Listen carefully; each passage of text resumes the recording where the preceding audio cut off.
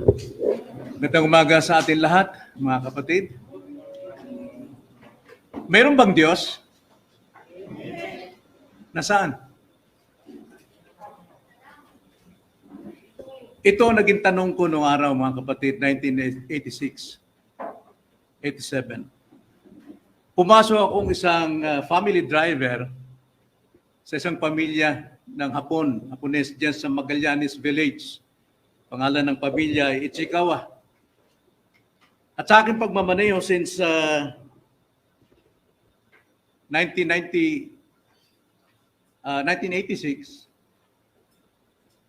madalas kong itigil ang sasakyan pagka kami bumibiyahe. Tumatabi ako kung kami bumibiyahe ng Tagaytay o sa Antipolo o saan man. At yun ay kinagalit ng Mrs. ni Chikawa, si Mrs. Chikawa at yung kanyang mga anak. Nagagalit sa akin dahil bakit ako natutulog sa daan. Sapagkat hindi ko pinalam sa kanila na ako po ay nagkaroon ng subarachnoid hemorrhage sa Saudi noong 1984. At na-paralyze ako ng 6 months. At pag-uwi ko, nagtrabaho ko bilang isang family driver, 1986. At dahil dito, yung aking boss na lalaki, dahil nagreklamo yung kanyang misis at mga anak, sikreto niya akong dinala sa RITM diyan sa Alabang upang ipa-diagnose ang aking karamdaman sapagkat hindi ko pinaalam sa kanila na meron akong sakit dahil walang tatanggap sa akin trabaho na malamang ako ay nagkaroon ng subarachnoid hemorrhage. Ito yung sa utak, sa brain at sa pagitan ng skull, ng bungo, mayroong may pumuputok na mga ugat, kung tawagin yan aneurysm, pero microaneurysm yun, marami. Kaya anytime na ako'y nagulat, nagalit, tumawa, sumaya, nalungkot, puputok, at anytime mamamatay ako. Kaya dinala ako dyan ni Mr. Chikawa sa RITM upang i-diagnose ako ng mga doktor na Hapon sa JICA. Yung JICA yung gumagawa ng kasada sa atin. At after 1 week, binigyan ako ng taning, days to live. Araw na lang ang aking pananatili sa mundo. At doon, nagdilim lahat ang paningin ko at sumigaw ako, nasaan ang Diyos? Tutubang may Diyos. At pag uwi ko sa aking kapatid, Sister Sally, doon ako tumuloy muna bago sa amin, dyan sa may Las Piñas. Ang sabi sa akin ng kapatid ko, mayroon ka pang isang baraha, boy. Anong baraha? Si Jesus Christ. Doon na naman ako sumigaw. Kung talagang may Diyos, bakit nangyari sa akin ito? Kung talagang sa'yo mabuti, bakit nangyari ito sa akin? Sapagkat kanina, mga kapatid, tinignan ko, binrowse ko sa internet yung aking karamdaman dahil hindi ko talaga alam. Tinignan ko. At ang sabi ron, lahat ng mga symptoms na dinanas sa Saudi, nangyari sa akin. Biglang pagsusuka, pagduduwal, nahihilod, sakit na, terribleng sakit na sa Saudi po mga kapatid, 4 na ospital ang palipat-lipat nila kung dinadala sa magdamag. Wala talagang nakakuha sa akin ng sakit. In-injectionan na ako ng pampatulog, hindi ako makatulog. Hanggang kinabukasan, din-drive ako 500 kilometers para dalhin ako sa Rizaya at sa Damam at doon ako na-confine for 6 months. At ang sabi ron, untreated, dahil ito talaga hindi naman talaga nagamot, hindi binabuksan yung utak ko dahil sa biyaya ng Panginoon may dumating na isang doktor sa Rizaya, ang pangalan si Dr. Dizon, dahil yung mga Lebanese na doktor at Arabo, bubuksan na yung utak ko. Sabi ko, hindi, ayoko, gusto kong umuwi ng Pilipinas.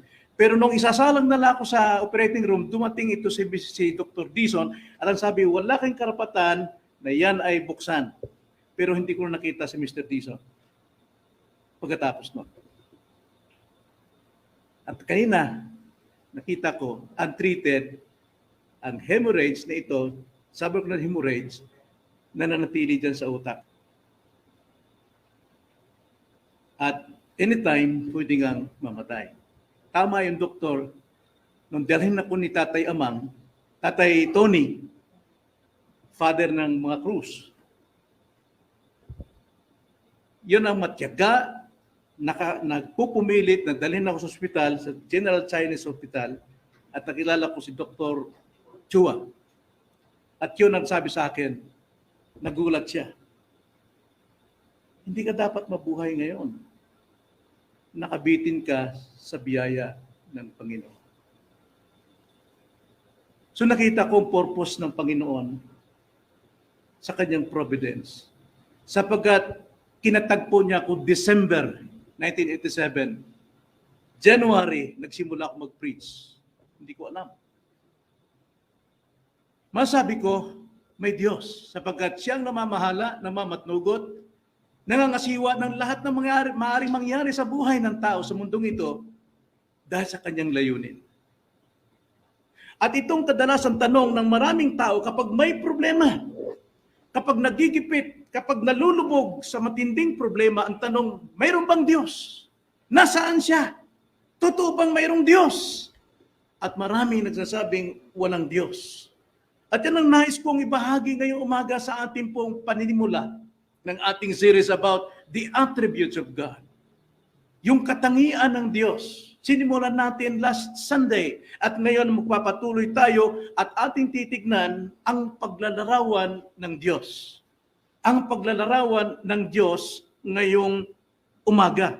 Now, nais kong basahin ang John 17 verse 3, ang ating pinaka-key verse kung bakit napakalagang pag-aralan natin ang tungkol sa gabuhok na katangian ng Diyos na ating kayang alamin. Ganito ang pagkakasabi. At ito ang buhay na walang hanggan, na ikaw ay makilala nila na iisang Diyos na tunay at si Jesucristo na iyong sinugo. This is eternal life, that they may know you, the only true and living God. Buhay na walang hanggan po ang makilala ang Diyos. At kung kilala mo na ang Diyos, ikaw ay namumuhay sa buhay na walang hanggan kasalukuyan at lumalago ka kung siya'y nakikilala mo ng lubusan. Ngunit dahil sa mga taong walang alam tungkol sa Diyos, kahit mga Kristiyano na, ang sabi sa Isaiah chapter 4 verse 6, my people perish for lack of knowledge. Ang ating mga tao, Kristiyano mismo, ay nawawasak sa iba't ibang mga larangan sa mundong ito dahil sa kakulangan ng kaalaman. Bakit? Nagkulang bang Diyos? Hindi. Kundi itinatakwil ng mga Kristiyano ang katotohanan tungkol sa Diyos at tinatalikuran nila ang Diyos upang maisagawa ang kanilang gustong gawin. At yan ang dahilan kung bakit maraming mga Kristiyano ang napupunta sa kasamaan at kasalanan because they do not know God personally. Kaya napakalaga po na makilala natin ang Diyos at ito'y kilalanan natin na mas malapitang at madali ang pag-unawa sa Panginoon. Na hindi ko rito gagamitin ang malalalim na mga theology sapagkat kailangan natin ang mababaw na pagkakilala sa Kanya upang madali nating yakapin, mga kapatid. So ito'y gagawin natin. At ito ang mag-uudyok sa atin upang alisin anumang kahoy at kusot sa buhay natin na siyang hadlang natin sa paglago bilang Kristiyano. At tayo'y magiging higit na kalugod-lugod sa Panginoon sa ating pamumuhay. Kaya 3 punto po ang aking pong titignan ngayong umaga. Ating titignan upang siya'y ating masamba ng totoong pagsamba. Siya'y ating paglingkuran ng totoong paglilingkod. Una, subukan nating patunayan na ang Diyos ay umiiral. That God exists. Na siya po ay umiiral na Diyos. Sapagkat ito'y tinatanggi mismo ng mga Kristiyano kapag may problema. At lalo na sa mga taong nagmamarunong pero walang alam tungkol sa Diyos. Now, tanda natin, ang Diyos po, ayon sa banal na kasulatan, ang Diyos ay nagpapakilala sa 2 paraan. Tanda natin, hindi tayo makakaligtas dito at walang sino mang tao magsabing walang Diyos. Sapagkat ang Diyos ay nagpapakita sa pamamagitan ng 2 paraan. Unang paraan, mga kapatid, ito ay tinatawag na general revelation, pangkalahatang pagpapahayag ng Diyos. Ibig sabihin, pag sinabing pangkalahatan, walang sino mang tao makapagsasabing walang Diyos, sapagkat lahat ng pagpapahayag ng Diyos nito, in general, nasa tao. Ikalawa, special revelation. Ang special revelation, ito po yung banal na salita, the Bible. Special revelation, sapagkat ito po ay salita ng Diyos na ipinasulat niya sa kanyang mga kinasihang tao upang malaman natin ang kanyang plano, ang kanyang layunin, ang kanyang kalooban ng hayagan. Pero una, tignan natin yung general revelation. Sa general revelation, mayroon ding tatlong paraan. Naintindihan niyo yung general? Pangkalahatan. Okay? Tatlong paraan nagpapakilala ang Diyos. Una, ang Diyos ay nagpapakilala sa pamamagitan ng nature, ng kalikasan. Lahat ng tao nakikita ng bituin, right? Lahat ng tao nakikita ng ulap, ng mga buwan. Lahat yan, nature, ng mga kahoy, ng mga puno, ng lupa. Lahat yan, nature. Ang sabi po sa Psalms 19, verse 1, hanggang 6, ganito ang pagkakasabi. Nagpapahayag ng kaluwalhatian ng Diyos ang kalangitan. Kita nyo? Pag tinignan mo ang langit po ay nagpapahayag sa atin ng katangian ng Diyos. Sino ang Diyos? Nakikita natin. Walang taong hindi nakita ng langit. Ayun nga, at ang mga gawa ng kanyang kamay, gawa ng kamay ng Diyos, ay nahayag sa kaluwakan. Walang makakagawa ng lahat ng yan. Kahit mga tinatawag na evolution. Ang evolution, na problema sila, kasi ang sabi nila, ang evolution doon, nagsimula sa isang maliit na bagay, at ito ay nag-i-evolve hanggang sa lumaki. Pero ang tanong, saan nagmula yung maliit na bagay? Hindi nila ma-explain yun. Ang sabi dyan, yan ay gawa ng Diyos. Verse 2, sa araw-araw ay nagsasalita ang alin? The nature. Nagsasalita ang kalikasan. At gabi-gabi ay nagpapahayag ng kaalaman. Marami pong tumatalino sa pag-aaral ng nature. Verse 3, walang pananalita o mga salita man, ang kanilang tinig ay hindi naririnig. Ngunit, ang sabi sa verse 4, lumalaganap sa buong lupa ang kanilang tinig at ang kanilang mga salita ay hanggang sa dulo ng daigdig. Sa kanila ay naglalagay siya ng tolda para sa araw na dumarating naggaya ng mga kasintahang lalaki na papalabas sa kanyang silid at nagagalak gaya ng malakas na tao na tumatakbo sa takbuhan. Ang kanyang pagsikat ay mula sa dulo ng mga langit at sa mga dulo na iyon ang kanyang paligid at walang bagay na nakukubli sa kanyang init. Nakita nyo, mismong ang nature nagpapakita tungkol sa katangian ng Diyos. Bagamat hindi natin nakikita ang Diyos ng may hugis, pero the nature itself nagpapahayag. At ikalawa, ito po ay sa ating budhi, sa ating konsyensya. Remember, tayo po ay nilikha ng Diyos ayon sa kanyang wangis at larawan. At tayo'y mula sa alabok. Hinubog ang alabok na tao, pero hindi pa buhay. Anong ginawa para mabuhay? Hinipan ng espiritu ng buhay ang dalawang butas ng ilong at siya'y naging buhay na kaluluwa. So yung ating buhay, ang sabi sa John chapter 1 verse 3, mula kay Jesus. Si Jesus ang ilaw. At lahat ng tao may ilaw ng buhay. Kaya ang buhay natin ay walang hanggan. Pero yung katawan natin, mayroong pagkamatay, pag humiwala yung ating kaluluwa, mamamatay tayo, katawan natin, kung saan pupunta, pero yung katawan natin, yung espiritu natin, yung buhay ng Diyos, either sa impyerno, hindi siya mamamatay, pero daranasin niya ang lahat ng pagdurusa. O di kaya naman siya po ay, ang buhay niya ay sa langit, makasama niya ang Diyos, walang hanggan. So nakita natin, ang tao ay hinubog, hiningahan. Kanya nga, mayroon tayong budhi. Buhay natin. The inner person, the heart, the soul, the spirit is us. At yan ay kumikilala, yan ay budhi. Ang sabi po sa budhi, sa Romans chapter 2 verse 14, Lahat ng tao, lahat tayo, wala tayong batas. Hindi natin hawak ang Ten Commandments. Only the Jews, ang mga Israel lamang. Dumating lang sa atin ang kautusan ng Diyos, yung nasa tablet, nung tayo po ay na kay Kristo. Sinulat niya ito, 2 batas. Pero sa ating budhi, naroon yung batas. Kaya lahat ng ating ginagawa, kahit wala tayong batas, sumusuway tayo sa batas.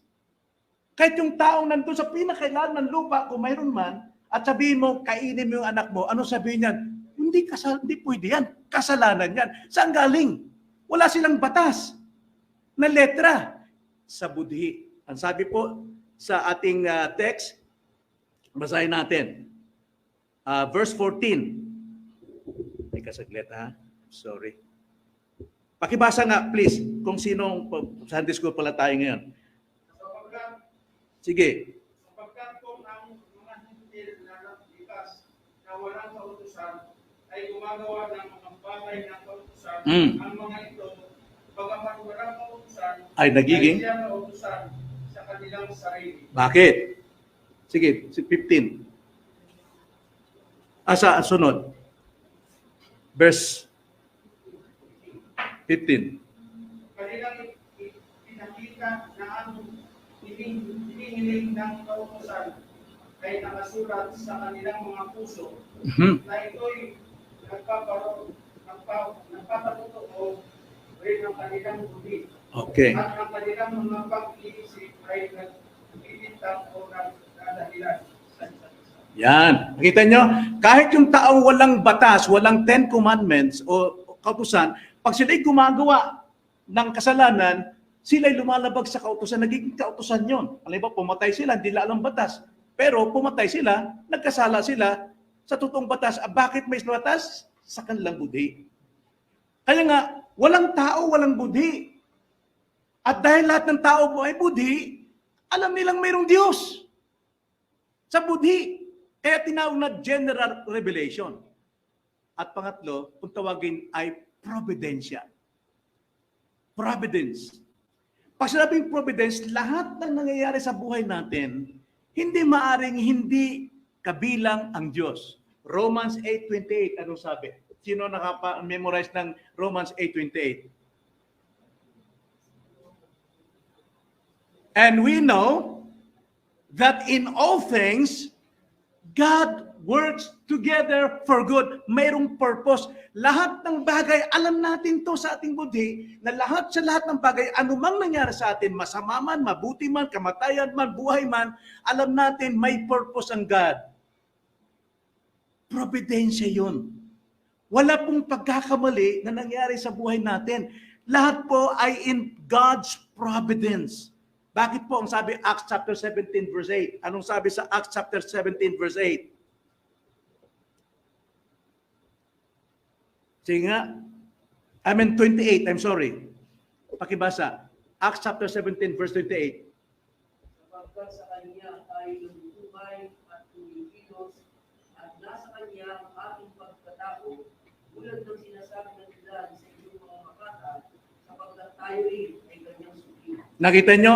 Lahat ng kilos natin, nasa Diyos tayo. Ang Diyos po ang siya nagpapatayo sa atin. Ilang beses kayo nagising sa loob ng ilang taon na kayo? Alam mo, ako, 72 years old. Ilang beses na akong nagising ng umaga? 72 years na. Bakit ka nagigising? Dahil ba gusto mo? Yes, mayroon kang plano. Pero tandaan natin, lahat ng plano natin, ang Diyos ang nagpapatupad. Pwede ka bang magising kung matulog ka? Gusto kong magising ng alas 2. Pero nagigising ka. Why? God's providence. Lahat yan. Wala po. In Him we live and move and have our being. At lahat ng bagay ay nagkakadugtong sa providensya ng Diyos. Colossians chapter 1 verse 17. Anong sabi sa Colossians 1:17?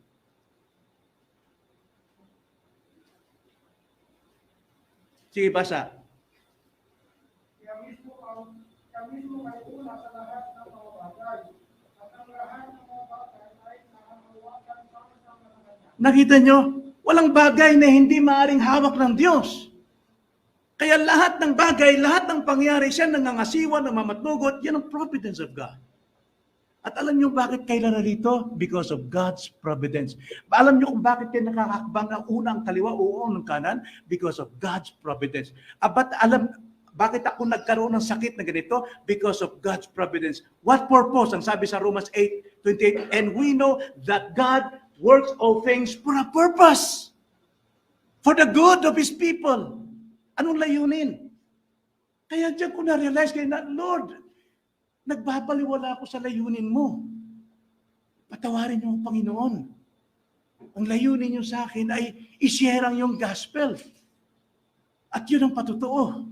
Lahat tayo'y tumatayo, lumalakad sa providensya ng Panginoon. Kaya lahat ng attributes ng Panginoon, yan po ang nagpapakilo sa atin. Kaya the more we know God, the more we worship and love God. Kaya nga isang taong walang pag-ibig sa Diyos, walang pagpapalaga sa araw ng Diyos, hindi niya kilala ang Diyos. My people perish for lack of knowledge. Last verse, Proverbs 16:9. Anong sabi?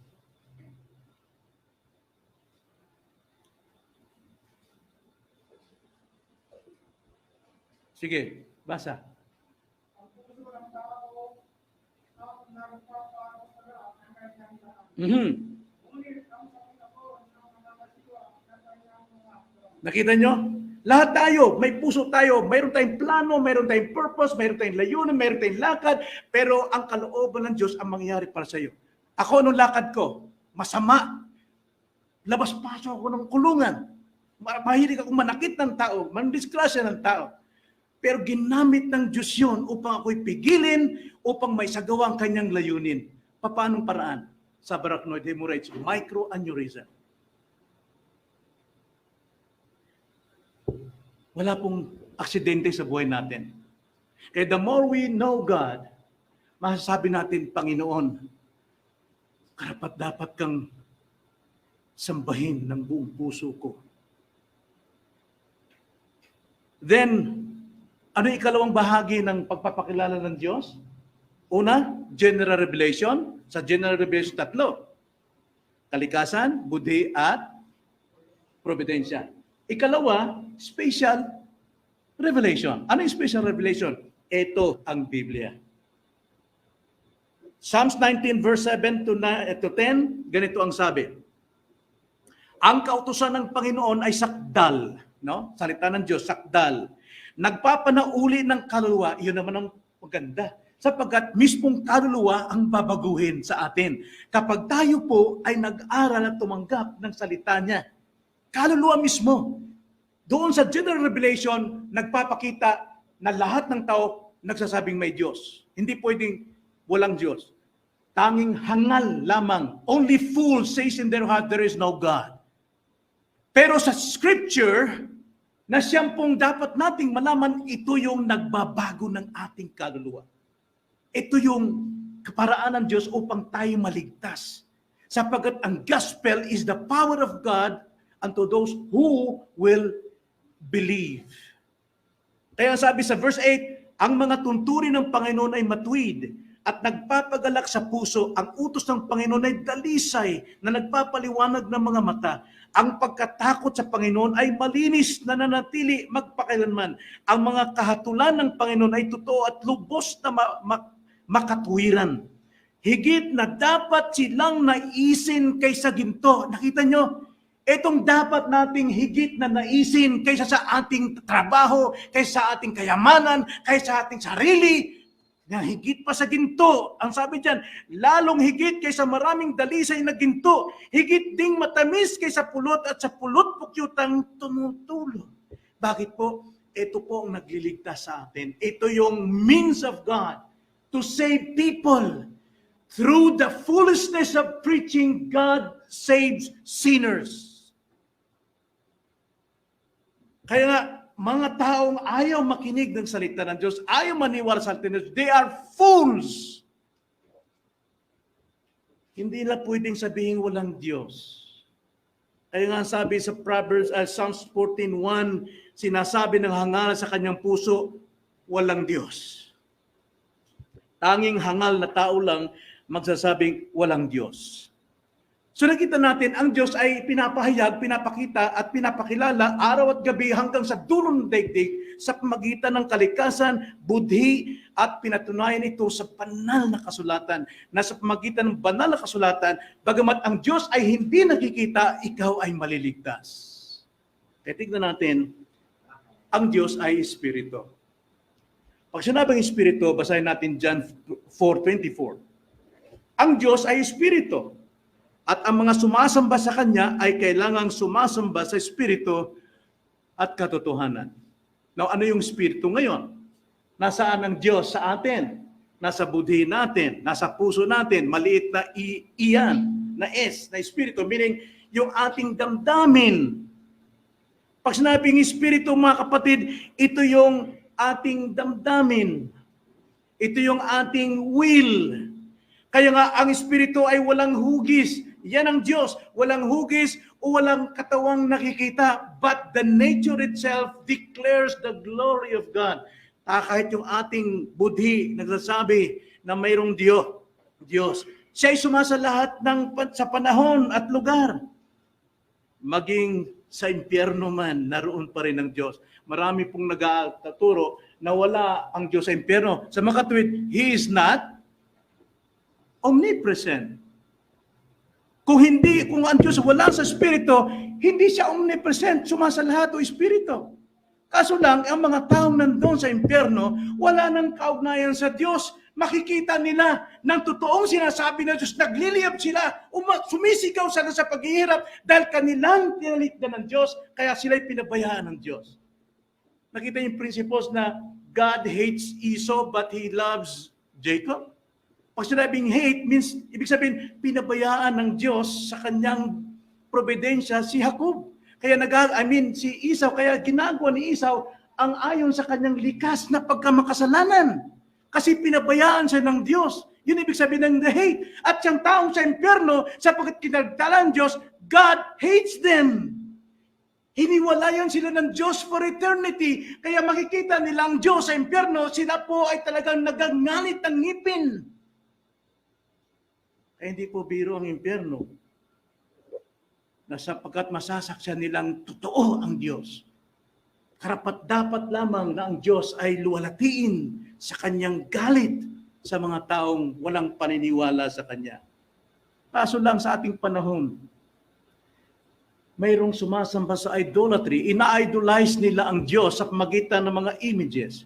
Ibig sabihin, pag ina-idolatry nila ang Diyos, ibinababa nila ang Diyos kapantay ng tao. God is eternal, God is spirit, sumasa lahat ng panahon at lahat ng lugar ng sabay. Malalaman natin sa susunod ng mga pag-aaral anong kahulugan nun. Siya po ay napakataas ang Diyos. Hindi natin siya kayang sukatin. Ang isipan niya, kumpara ng lupa at langit. Kaya hindi natin pwede siyang abutin. Kahit tayo nandun na sa langit, hindi pa rin natin kayang arukin ng Diyos sa kanyang kadakilaan. Pero Diyos ay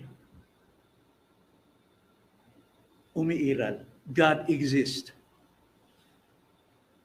Then ikalawa, tignan natin, yun yung una.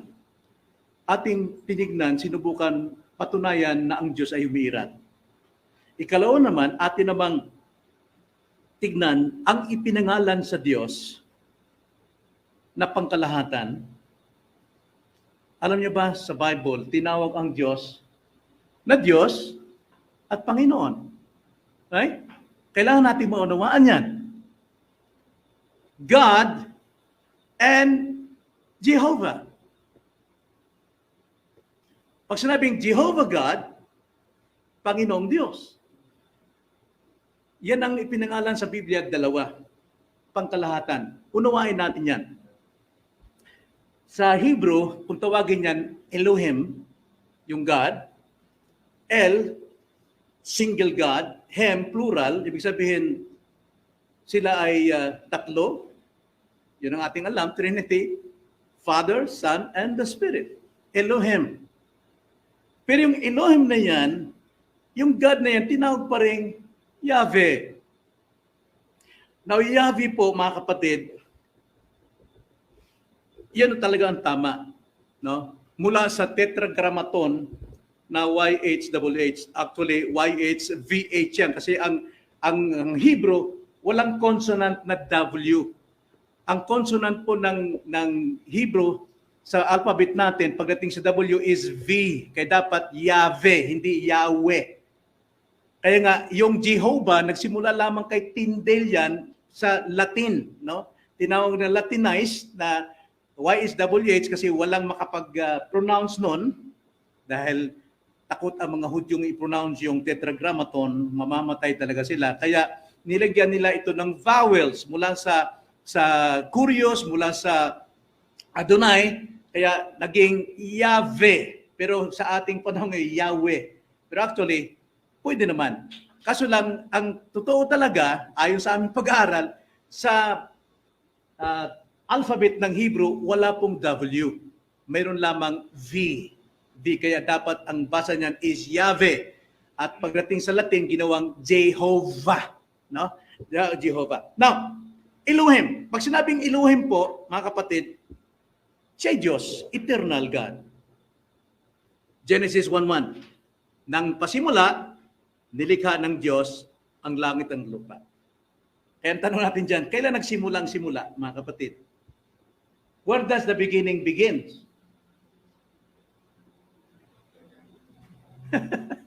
Nung likhain ng Diyos ang simula.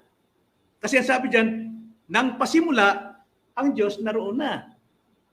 Ang Diyos po, kailanman, Diyos siya, wala siyang simula. Lagi siyang Diyos. Lagi siyang Diyos, eternal, in eternity. Ngayon tayo, mga nilikha, nagkaroon lamang tayo ng beginning nung simulan ang panahon at ang space, ang kalawakan, ang mundo. Kaya in the beginning, God already exists. Kung tawagin yan, Elohim. Okay? Siya po ay the Creator, Elohim. Then Yahweh, or Yahweh, or Jehovah, Exodus chapter 6, verse 2 to 3. Ganito ang sabi. Nung makausap ng Diyos si Moises, ang Diyos ay nagpakilala na simula kay Adan, kay Abraham, bilang Elohim, God. Yun ang pagpapakilala ng Diyos sa kanila. Elohim, God. Pero pagdating kay Moises, na si Moises po ay very special person sa Panginoon, ganito ang sabi. Exodus 6 verse 2, sinabi ng Diyos kay Moises, ako ang Panginoon. I am YHWH o YHVH. Tetragrammaton. I am YHWH.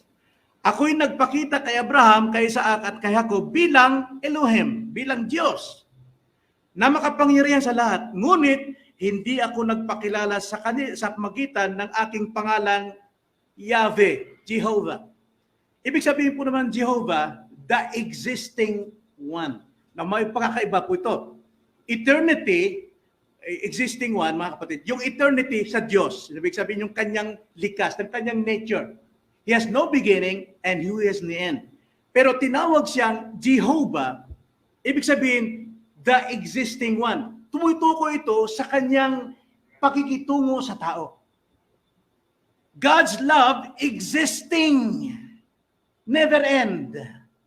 God's punishment existing, nagpapatuloy. Siya ay Panginoon. Kaya nga, ang Diyos ay Panginoon natin. Ang Diyos, Elohim, the Creator, ay Panginoon natin. Sapagkat ang pagiging Panginoon, yun ang nakikipag-deal sa atin araw-araw. Pag siya nagpatawad, wala siyang hanggang nagpapatawad. Kung siya umiibig sa atin, wala siyang hanggang umiibig sa atin. Kung siya magpapala sa atin, wala siyang hanggang magpapala sa atin. Jehovah. Nakuha niyo? Sabihin? So yung Jehovah, yung dealing sa atin. Yung Yahweh, yung ibig sabihin, yung Elohim, yun yung kanyang kalikasan na siya'y walang hanggan. Sumasakop sa lahat, pati sa impyerno, nandun siya. Okay? So, sana maunawaan natin yan. Everlasting Jehovah, eternally existing one. Bawat tao, lalo na ang mga unbelievers, mga hindi mananampalataya, pwede nilang sambahin ang Diyos, ang tagapaglikha, Elohim. Sinasamba nila without knowing the true God, that God is our Lord. Maraming tumatawag, Lord, Lord, pero hindi nila kilala. Kaya sabi ng Panginoon, hindi lahat ng tumatawag sa akin, Panginoon, Panginoon, ay pagbubuksan ng langit. Only those who do the will of the Father. And the will of the Father ay kilalanin si Jesus as Lord. So nakita nyo, hindi lahat ng tumatawag Lord. Kaya ang lahat ng tao, lalo na sa mga unbelievers, sinasamba nila ang God Creator. Binabanggit nila ang Lord, but they do not worship God as their Lord, but they worship God as their Creator. Malaking mata sa taas. May nagbabantay, malaking mata. See, walang galang because God is not their Lord. They are hindi nila ito Yahweh o Jehovah. So makita natin, bawat tao ay pwedeng sumamba sa Diyos dahil hindi nakikita, gumagawa silang representative ng mga imahin, ng mga ribulto. Yan ay isang malaking kasalanan. Napakalaking kasalanan yan. Hindi nila kilala ang Diyos as their Lord. Kaya sabi ni Jesus Christ, Matthew 15 verse 8, ganito ang sabi. Matthew 15 verse 7 to 8. Kayong mga mapagkunwari. Sino ito? Mga Pariseyo na kilala nila ang Diyos pero hindi nila kinikilala si Jesus na bilang Lord. Tulad ng Jehovah's Witness. No? Kilala nila ang Diyos pero hindi nila tinatanggap si Jesus Christ as their Lord. Pero tandaan natin, yung kanilang Bible, ano bang pangalan ng Bible nila? New Era ba yun? Ginawa nilang Jehovah sa Old Testament, pati sa New Testament. Samantala ang Jehovah sa Old Testament lamang binanggit yon nung i-translate ito ni Tinde at ginamit sa American, sa King James.